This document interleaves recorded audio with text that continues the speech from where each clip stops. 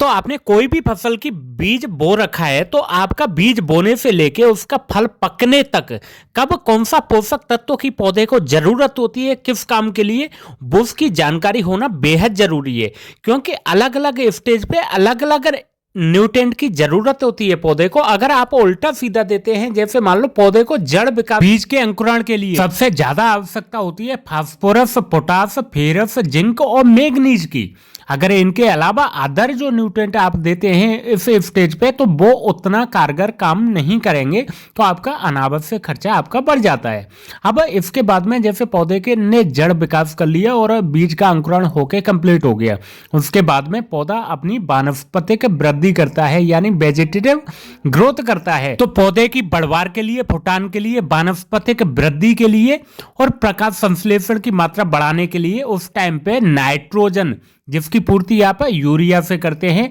Nitrogen की उससे कुछ हद तक मात्रा कम में फास्फोरस की थोड़ी सी मात्रा कम जरूरत होती है, और ferrous, zinc, manganese, magnesium, copper और बोरोन की सबसे ज्यादा आवश्यकता होती है वानस्पतिक वृद्धि यानी ग्रोथ करने में, फुटान करने में। इसके बाद में जैसे ही पौधा ग्रोथ करके कंप्लीट हो जाता है, फुटान कर लेता है, उसके बाद में जब टाइम आता है फ्लावरिंग का, यानी फूल छोड़ने का पौधे को, उस टाइम पे आपको फ्लावरिंग के लिए सबसे ज़्यादा पौधे को जो आवश्यकता होती है वो होती है पोटास की, फास्फोरस की, सल्फर की, मैग्नीशियम की, कैल्शियम की, फेरस की और बोरोन की। इन तत्वों को अगर फ्लावरिंग स्टेज पे आप देते हैं तो पौधा एकदम हेल्दी रहेगा और ज़्यादा से ज़्यादा फूल छोड़ेगा, और आपका फूल जो ड्रॉप होता है, झड़ता है, वो भी आपका नहीं झड़ेगा। इसके बाद में फूल आके आपका कंप्लीट हो जाता है। उसके बाद में फूल से फल बनना, फूल से फली बनना, फली की, दाने की, फल की साइज बढ़ाना, उसमें रस की मात्रा बढ़ाना, वजन बढ़ाना, उसकी क्वालिटी बढ़ाना, चमक बढ़ाने के लिए सबसे ज़्यादा जो पौधे को आवश्यकता होती है वो इस स्टेज पे होती है सल्फर, पोटास, कॉपर, मोल्बिडिनम, बोरोन और कैल्शियम की। इन पोषक तत्वों को अगर इस स्टेज पे, मेच्योरिटी स्टेज पे आप देते हैं तो पौधा एकदम हेल्दी रहेगा। फल का, फली का, दाने का, कंद का आपका साइज बहुत बेहतरीन बनेगा, क्वालिटी अच्छी बनेगी, वजन की मात्रा काफ़ी बढ़ेगी, जिससे आपकी डायरेक्टली पैदावार में वृद्धि होगी। अगर इन टाइम 4 स्टेज पौधे के अंदर होती हैं। पहला अंकुरण,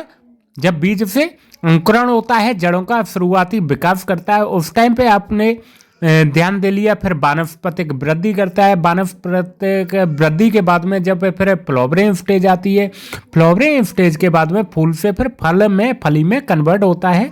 ये चारों स्टेजों को ध्यान में रखते हुए टाइमली जो मैंने आपको न्यूट्रिएंट बताए, इन पोषक तत्वों का टाइमली संतुलित मात्रा में अगर प्रयोग करते हैं तो आपके पौधे का जीवन चक्र बहुत ही शानदार तरीके से होगा, पैदावार अच्छी होगी, पौधे की रोग प्रतिरोधक क्षमता ज़्यादा होगी, जिससे रोग, कीट, बीमारी बहुत कम आएंगी, और आपका अनावश्यक जो खर्चा है फसल में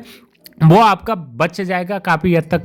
कम होगा, और आपकी पैदावार बढ़ जाएगी, पौधा हेल्दी रहेगा, आपकी मिट्टी भी एकदम से संतुलित मात्रा में रहेगी। कोई भी फसल में आप न्यूट्रिएंट देने से पहले मेरी सलाह ये है बेसिक कि आप सॉइल टेस्ट करा लें, मृदा की जांच करवा लें, उसमें कौन से पोषक तत्वों की कमी ज़्यादा है, उस पोषक तत्वों को उस स्टेज के हिसाब से अगर देते हैं, पौधे में पूर्ति रखते हैं मिट्टी के अकॉर्डिंग, तो आपके पौधे और ज़्यादा हेल्दी रहेंगे, रोग बीमारी कम आएगी, तो आपको कीटनाशक, फफूंदनाशक की बहुत ही कम आपको आवश्यकता होगी, और पैदावार में आपकी सुधार हो जाएगा, मिट्टी में भी बेहद तरीके से सुधार रहेगा।